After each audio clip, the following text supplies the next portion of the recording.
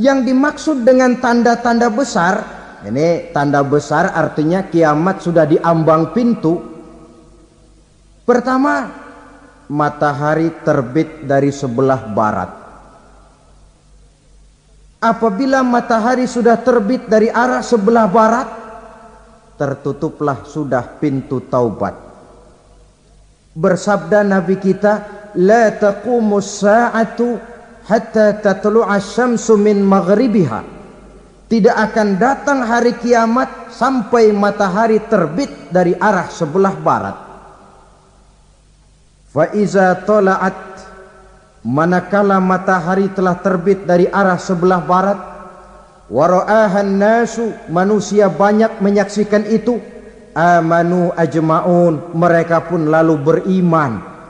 Yang tadinya kafir, yang tadinya ingkar, yang tadinya membangkang, setelah melihat matahari terbit dari sebelah barat, buru-buru beriman, berlomba-lomba mengucap 2 kalimat syahadat.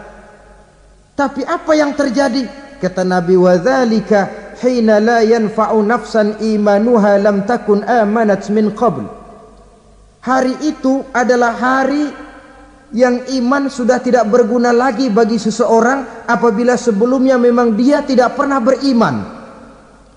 Au kasabat fi imaniha khaira, atau beriman tetapi tidak pernah melakukan kebajikan di dalam keimanannya itu. Hari yang sudah kasib, hari yang sudah terlambat, beriman tidak akan ada gunanya lagi. Ini pelajaran buat kita. Sebelum sang surya terbit dari sebelah barat, sebelum nafas sampai di tenggorokan, artinya pintu taubat masih terbuka. Kalau 2 hal itu sudah terwujud, nafas sudah sampai di kerongkongan atau matahari sudah terbit dari arah sebelah barat, tertutuplah sudah pintu taubat. Tak ada lagi gunanya pangkat, jabatan, harta, bahkan beriman pun dalam suasana macam itu. Too late, kata orang Kulon. Sudah terlambat. Matahari terbit dari arah sebelah barat. Itu tanda besar, artinya kiamat sudah diambang pintu. Lalu apalagi tanda besar? Munculnya Dajjal. Dajjal artinya pendusta-pendusta yang menyesatkan manusia. Ada 2 macam Dajjal, saudara. Ada Dajjal kecil. Ini Dajjal kelas teri. Kalau ini sejak zaman Rasulullah sudah ada itu. Tiap zaman ada. Di zaman Rasulullah misalnya ada yang bernama Aswad al-Unsi dari Yaman. Ada yang namanya Musailamah al-Kazzab dari Yamamah. Ada yang namanya Ibnu Sayyad dari Madinah. Ini Dajjal-Dajjal di zaman Rasul. Musailamatul Kazzab memproklamirkan diri jadi nabi dia. Di zaman Rasul masih hidup. Ini Dajjal zaman Nabi. Di zaman sahabat muncul Dajjal-Dajjal. Di zaman kita sekarang ini Dajjal-Dajjal pun gentayangan. Dajjal-Dajjal kelas teri. Kerjanya mendustakan manusia, menyesatkan manusia, memalingkan manusia dari jalan yang benar dan diridhoi oleh Allah Subhanahu wa ta'ala. Adapun yang merupakan tanda besar dari datangnya kiamat, Dajjal-Dajjal kelas kakap. Pembohong-pembohong besar yang menyesatkan masyarakat manusia berpaling dari jalan Allah mengikuti jalan mereka. Apa sih ciri Dajjal itu? Kata Nabi dalam hadis Bukhari Muslim, Innad Dajjala, sesungguhnya yang namanya Dajjal itu yakhruju, satu saat akan muncul mendekati hari kiamat. Wa inna ma'ahu ma'an, si Dajjal ini membawa air. Wa naran, dan juga membawa api. 2 simbol. Di tangan yang satu dia bawa air, di tangan yang satu dia bawa api. Wa ammal ladzi yarahu an-nasu ma'an fanarun. Adapun yang orang banyak lihat air, hakikatnya adalah api. Yang dilihat api, hakikatnya adalah air. Oleh sebab itu, kalau api yang ditawarkan, ambillah air. Kalau air yang ditawarkan, pilihlah api. Maksudnya apa ini? Ini bahasa simbol, saudara-saudara. Dajjal bicaranya seolah-olah untuk kepentingan manusia, menawarkan surga. Surga yang dia tawarkan hakikatnya neraka. Hai manusia, kalau kau mau bahagia, jangan dekat-dekat dengan agama. Solat itu tidak efektif dan efisien, tidak produktif dari segi ekonomi itu. Menghadiri majelis taklim cuma buang-buang waktu. Tahajud, tasbih, tahlil, baca Quran, apa itu? Pekerjaan mubazir saja. Hidup ini cuma sekali, masa yang cuma sekali, manfaatkan dengan sebaik-baiknya. Mumpung, dibawanya sifat mumpung tetapi dalam pengertian yang sangat negatif.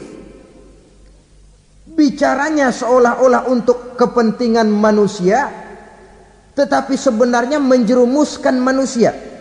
Menawarkan air tapi sebenarnya api, menawarkan api tapi hakikatnya air. Buat apa kamu sholat?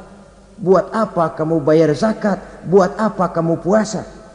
Surga yang dicanangkan Dajjal hakikatnya neraka. Neraka yang digambarkan Dajjal pada dasarnya adalah surga. Jadi memutarbalikkan fakta itu kerjaan Dajjal. Yang hak jadi batil, yang batil dibilang hak, yang benar jadi salah, yang salah malah jadi benar. Tuntunan disuruh jadi tontonan, tontonan malah menjadi tuntunan. Itu pekerjaan Dajjal profesinya. Zamannya Nabi Adam, Dajjalnya kan iblis. Betul? Betul. Apa sih rayuan iblis itu? Allah setelah menciptakan Nabi Adam kan bilang, Adam, kau dan istrimu Hawa tinggal di surga ini. Seluruh fasilitas yang ada di surga persilahkan kau nikmati. Satu yang tidak boleh, jangan coba-coba dekati pohon khuldi. Dekat saja jangan, apalagi sampai memetiknya. Datang Dajjal yang namanya iblis ini. Adam, kamu tahu nggak kenapa tidak boleh makan buah khuldi? Ya nggak tahu, pokoknya saya dilarang. Bodoh kamu Dam. Khuldun artinya kekal. Kalau kamu makan itu buah, kau akan kekal di surga buat selamanya. Allah tidak kepengen, maka dilarang kamu makan buah khuldi. Kalau kau ingin kekal di surga Adam, makan saja. Saya bicara begini ini untuk kepentingan kamu Adam. Ini kan ciri-ciri Dajjal. Bicaranya sih seolah-olah untuk kepentingan Nabi Adam, hakikat sebenarnya menjerumuskan Nabi Adam supaya ingkar dan melanggar larangan dari Allah Subhanahu wa ta'ala. Jadi setelah muncul Dajjal, timbul kekacauan-kekacauan di masyarakat. Banyak yang terpengaruh, terpedaya dan terpesona. Termasuk mereka yang memproklamirkan diri jadi nabi. Mereka yang memproklamirkan diri jadi rasul di zaman sesudah Rasulullah wafat, itu adalah Dajjal-Dajjal. Maka saya ingatkan, kalau di zaman kita sekarang ini ada orang ngaku jadi nabi, ada orang ngaku jadi rasul, biar bahasa Arabnya kental, Quran hafal, hadis ribuan hadis hafal, biar pakai serban sampai menyengser ke tanah, bahasa Arabnya fasih, tapi dia mengaku jadi nabi, jadi rasul, kita umat Islam wajib tidak percaya. Wajib untuk tidak percaya. Itulah Dajjal-Dajjal zaman kita sekarang ini.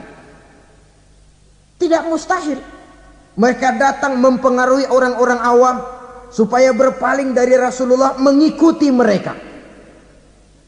Nah, di akhir zaman nanti, mendekati hari kiamat, Dajjal ini muncul, Dajjal kelas kakap, menyesatkan masyarakat manusia untuk berpaling dari Islam, mengikuti seruan mereka.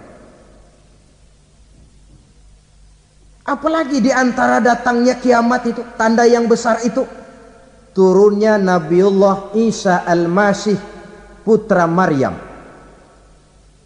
Menurut berbagai hadis yang sahih, Nabi Isa Al-Masih nanti akan turun lagi, tidak membawa risalah yang baru, tapi meluruskan risalah Islam ini yang telah banyak ditinggalkan oleh masyarakat.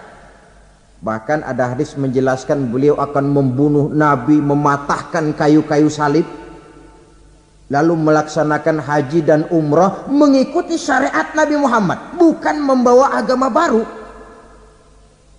Menjadi semacam mujaddid, reformer, menyelamatkan manusia dari bisikan Dajjal.